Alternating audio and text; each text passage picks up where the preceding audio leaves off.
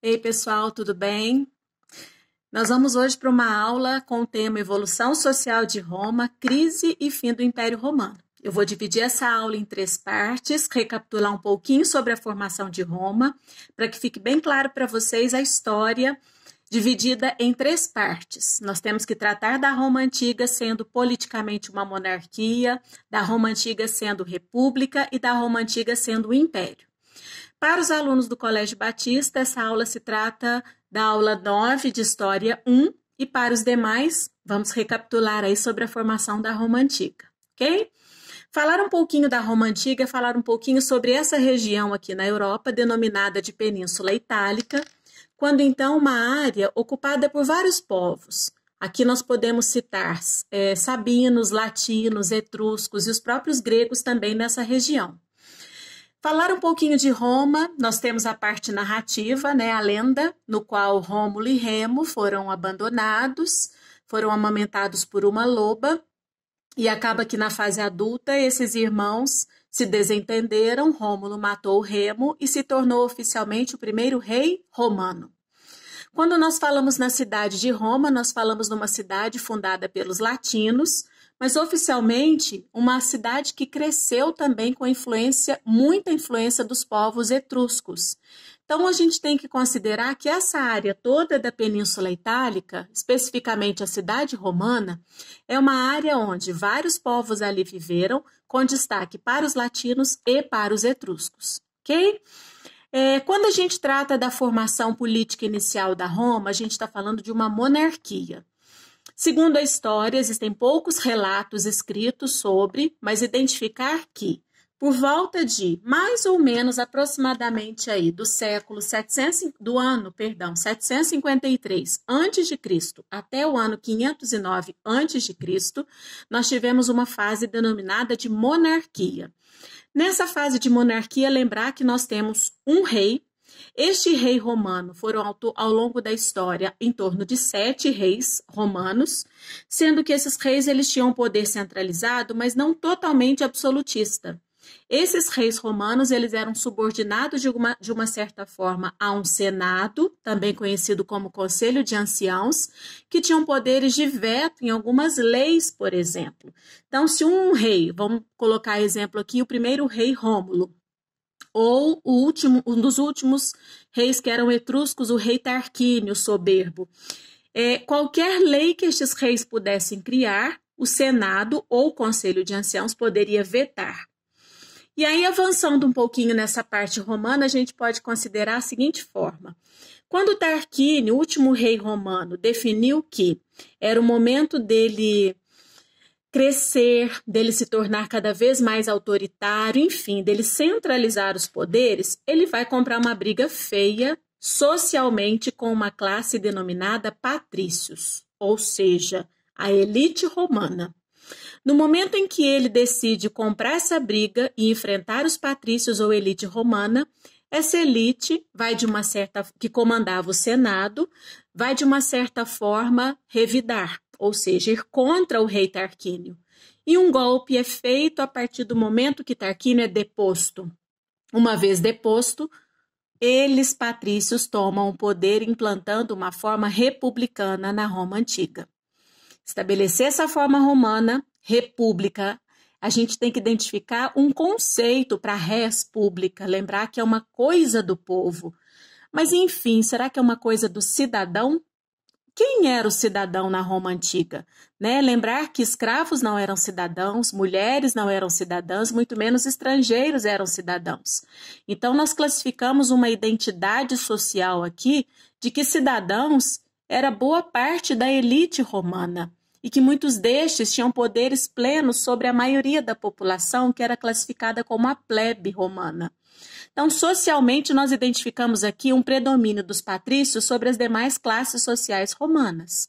Isso se deu ao longo da República, quando então o Senado, no qual foi dividido em vários cargos de magistrados, podemos citar em várias assembleias, passaram a comandar este período político da Roma Antiga. Só que a comandar de que forma? Vamos falar um pouquinho aí sobre essas influências. Uma vez falando nessa base social romana, identificar que nós temos uma sociedade que se evoluiu desde o período da monarquia. E aí, quando falamos em patrícios ou um patriciado romano, nós estamos tratando da elite romana, ou seja, dos grandes proprietários rurais, das pessoas que tinham plenos poderes, inclusive sobre o próprio monarca na época da monarquia. E agora, entrando na República, eles continuam tendo plenos poderes, sim, sobre a sociedade romana. Abaixo dos patrícios, nós temos os clientes. Os clientes são considerados trabalhadores livres, muitas vezes estrangeiros, com vários ofícios e ocupações sobre toda a sociedade ou a economia romana. Temos uma grande parcela da população plebeia. Os plebeus são considerados a maioria da população romana. Identificar que eles plebeus podem ser principalmente camponeses, pequenos comerciantes, ou seja, uma camada muito produtiva dentre a sociedade romana. E por último, na base, nós podemos identificar os escravos que podem ser por dívida ou por guerra. Lembrando que muitas vezes plebeus poderiam se tornar escravos por dívida, quando então, na cobrança de impostos e não sendo suficiente pagar esses impostos, eles vendiam ou doavam a terra e o corpo para o pagamento destes impostos, se tornando, por sua vez, escravos por dívida. Então, essa camada ou essas divisões sociais a gente pode considerar que é uma hierarquia dentro da sociedade romana e uma hierarquia com mobilidade social. Então, observem pelo exemplo que eu dei que plebeus podem se tornar escravos e que muitas vezes nós podemos haver ou possuir mudanças, quando então haverão algumas conquistas dos plebeus que o fazem ter poderes sociais acima, muitas vezes, da sua camada de origem. Se eu saio dessa parte social, entender um pouquinho como que foi a evolução e a influência da camada dos plebeus. Quando eu coloquei ali para vocês, plebeus organizaram manifestações, vamos entender o seguinte. Quando a República foi proclamada na Roma Antiga, a partir do ano 509 a.C., a gente identifica que os patrícios estão no poder, e eles são a maioria dominando toda a política romana. Uma vez fazendo isso, eles vão explorar os plebeus, certo? Exploram, e esses plebeus não vão suportar essas pressões. O que vai acontecer? Muitos desses plebeus vão migrar para outras regiões fora da Roma Antiga, principalmente para o norte da Península Itálica. Uma vez plebeus fugirem, isso vai incomodar os patrícios, por exemplo, está faltando mão de obra? Onde estão os plebeus? Estão migrando. Muitas vezes vai afetar o Senado romano, no qual nós temos ali alguns cargos públicos, nos quais há arrecadação de impostos. E aí, onde estão os plebeus para nós arrecadarmos os impostos e fortalecer o tesouro do Estado romano? Migraram. O problema se agravou. Essas migrações em massa fizeram com que os patrícios iniciassem negociações com os plebeus. Aí o bicho vai pegar, porque essas negociações vão ter que existir e eles, patrícios, vão ter que conceder alguns benefícios aos plebeus. E aqui nós temos alguns desses benefícios, começando pelo tribuno da plebe. Todas as vezes que a gente fala no tribuno da plebe, nós estamos falando em um órgão administrativo nos quais um senado romano tem integrantes da plebe. Significa que alguns plebeus poderiam participar de várias discussões políticas que se organizavam dentro do Senado. É uma conquista, vamos dizer assim, de destaque. Nós vamos ter a Lei das 12 Tábuas. Toda a jurisdição, todo o direito romano até então era tratado de uma forma oral.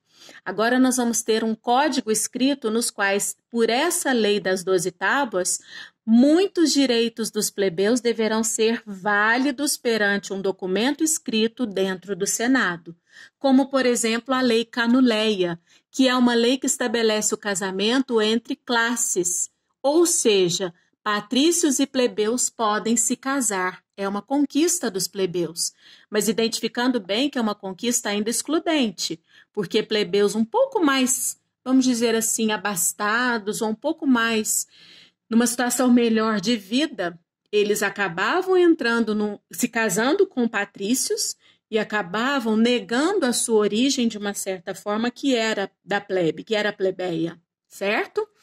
Nós temos, além dessa lei Canuleia, um destaque importante quando a gente fala um pouquinho da lei Hortência. Não está sendo citada aqui, mas é importante falar dela. Falar da lei Hortência é falar de uma lei no qual a plebe teria plenos direitos de participar de quase todos os conselhos, ou que, por exemplo, um dos cônsules, que era um dos governantes do Senado romano, fosse plebeu. Por exemplo, é daí que vem a palavra plebiscito, o desejo de uma consulta popular. Então, aqui na área romana, nós temos uma inspiração para os dias de hoje. Falar em plebiscito é falar de uma lei Hortência da Roma antiga, no qual um dos cônsules ou governantes maiorais da Roma na República deveria ser plebeu. E, por fim, nós temos aqui a extinção da escravidão por dívidas, uma conquista também de destaque para fazer com que os plebeus não pudessem mais ter que doar parte do bem que possuía ou do seu próprio corpo para o pagamento de impostos. Paramos aqui na parte 1 da aula 9 sobre a evolução social de Roma. Até a nossa próxima aula.